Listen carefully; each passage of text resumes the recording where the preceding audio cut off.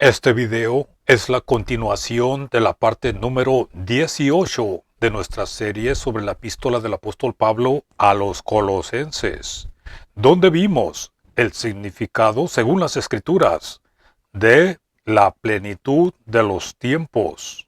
Continuando en el capítulo 2, versos 9 y 10, hoy veremos lo que significa la plenitud de la deidad corporalmente.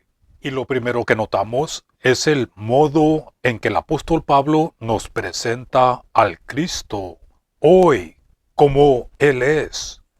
Es un Salvador completamente suficiente y nos dice, pues en Él habita toda la plenitud de la deidad corporalmente y estáis en Él completos, el cual es la cabeza de todo principado y potestad. En este pasaje, el Cristo es visto aquí como el mediador entre Dios y los hombres, y ya mostraremos por qué. Pero también dice que nosotros somos completamente llenos en Él. En otras palabras, no necesitamos añadir nada a nuestra salvación, porque en Él, ante los ojos de Dios, somos completos, somos perfectos, por la razón de que en el Cristo habita toda la plenitud de la deidad corporalmente. Ahora bien, el apóstol hace resaltar aquí la palabra corporalmente, corporal, pues Dios, que es espíritu y es invisible e inaccesible, y por el otro lado, el hombre que es limitado y de carne, necesitan un mediador entre ellos. Necesitamos un mediador, pero ningún hombre, ningún humano, ya sea hombre o mujer o animal, podría calificar para ese oficio tan alto. Tampoco ningún ángel, ningún arcángel, ningún principado o potestad. Pero escuchen esto, esa posición tan importante y sublime de mediador solo podía ser lograda por el misterio de la piedad. Elohim fue manifestado en carne. Dios fue manifestado en cuerpo de carne, nos dice el apóstol en Primera de Timoteo capítulo 3, verso 16.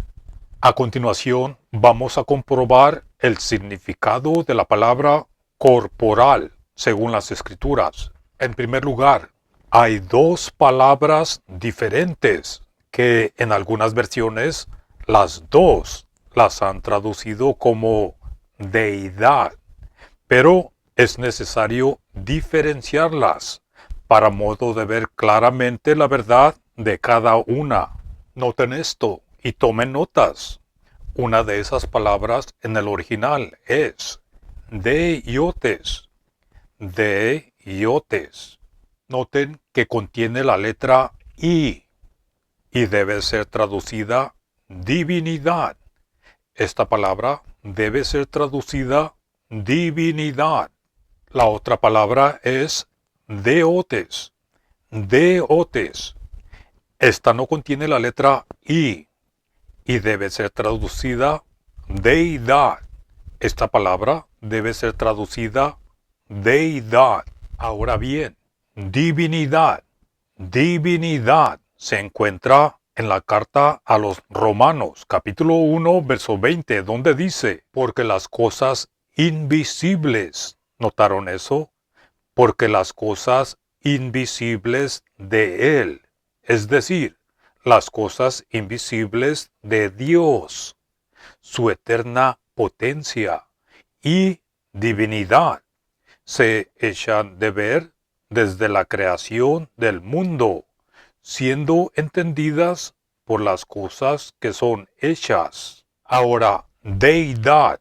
Deidad se encuentra en la carta a los Colosenses, capítulo 2, verso 9, como ya vimos, donde dice, pues en Él, es decir, en el Cristo, habita toda la plenitud de la deidad corporalmente.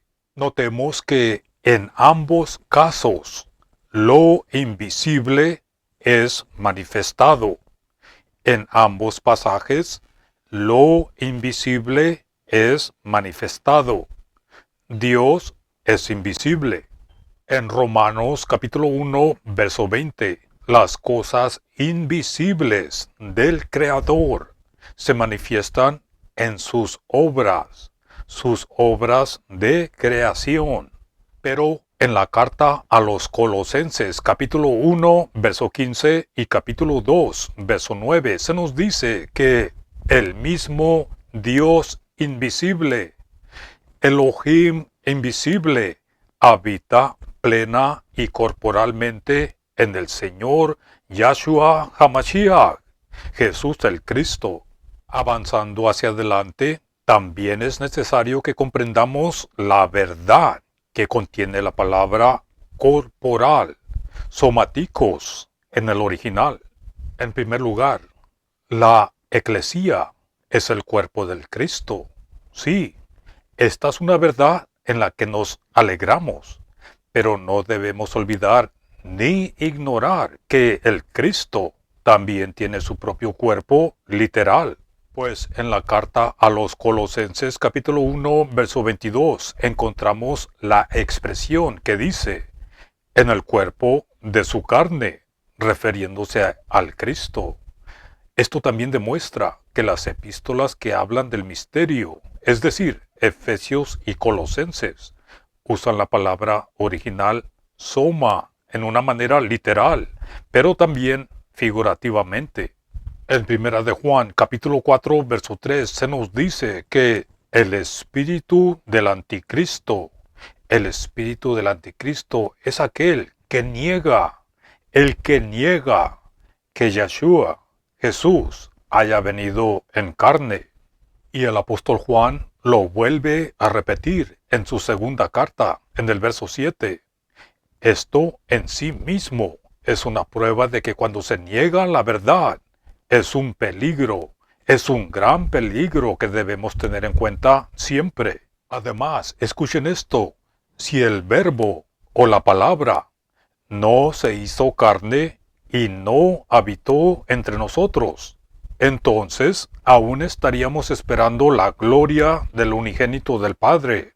Y si el Cristo no fuera de la descendencia del rey David, según la carne, no podríamos decirle a Israel que su Mashiach, su Mesías, ya ha venido. Y hablando de su cuerpo literal, en Efesios capítulo 2, verso 15, en su carne, en su cuerpo de carne, herido por el pecado en la cruz, abolió la pared intermedia de separación entre los creyentes, pero también traspasó el velo que había entre los creyentes y su Elohim, el velo que había entre los creyentes y su Dios, según Hebreos capítulo 10, verso 20. Entonces, el misterio mismo de la piedad es que Dios ha sido manifestado en carne. Y si añadimos otros pasajes, por ejemplo, Primera de Pedro capítulo 2, verso 24, el Señor llevó en su cuerpo literal. Hebreos capítulo 10, verso 10. La ofrenda del cuerpo de Jesús el Cristo. Filipenses capítulo 2, verso 8. En forma de hombre. Con todos estos pasajes podemos ver lo que significa literalmente la palabra corporal. Corporalmente. En Colosenses capítulo 2, verso 9.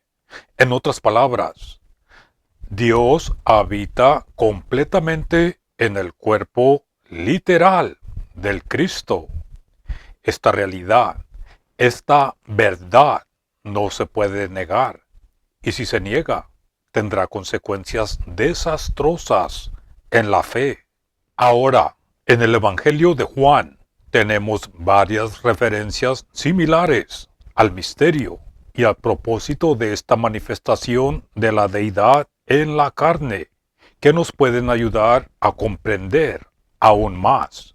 Pues en Juan capítulo 1 versos 14 al 18 dice, y el verbo, o más literalmente dice, y la palabra, llegó a ser carne, y habitó entre nosotros, y contemplamos su gloria, gloria como del unigénito del Padre, lleno de gracia y de verdad. Juan dio testimonio de él, y clamando diciendo, este es del quien yo decía, el que viene tras de mí es antes de mí, porque es primero que yo, y de la plenitud de él nosotros todos recibimos, y gracia en lugar de gracia, porque la ley a través de Moisés fue dada, y la gracia y la verdad a través de Jesús el Cristo vino a ser. A Dios nadie ha visto nunca, el unigénito Hijo, el que está en el seno del Padre, aquel lo explicó. En primer lugar, notemos el título del Cristo aquí. Es la palabra. La palabra. Esto es algo similar al título que tenemos en Colosenses capítulo 1, verso 15. La imagen. La imagen. Y noten que ambos títulos hacen referencia al Dios invisible. Sí, al Dios invisible, a quien ningún hombre ha visto jamás, como se nos dijo en Juan capítulo 1, verso 18. Pero noten el verso 14 aquí mismo.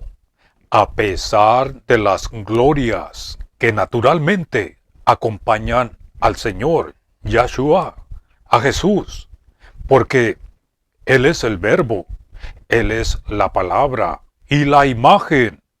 Sin embargo, el hacerse carne evidentemente implica algo más. Permítanme hacerles esta pregunta. ¿Le preocupa al Señor si acaso contemplaremos su gloria o no? Parece que sí. Sí le preocupa. Pues noten lo siguiente.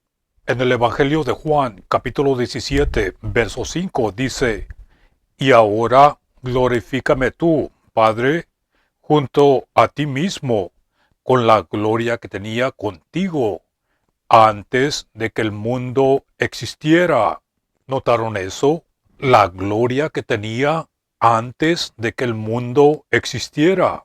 Y en el verso 10 de este mismo capítulo, Yahshua continúa diciendo, y lo mío todo tuyo es, y lo todo tuyo mío es, y he sido glorificado en ello.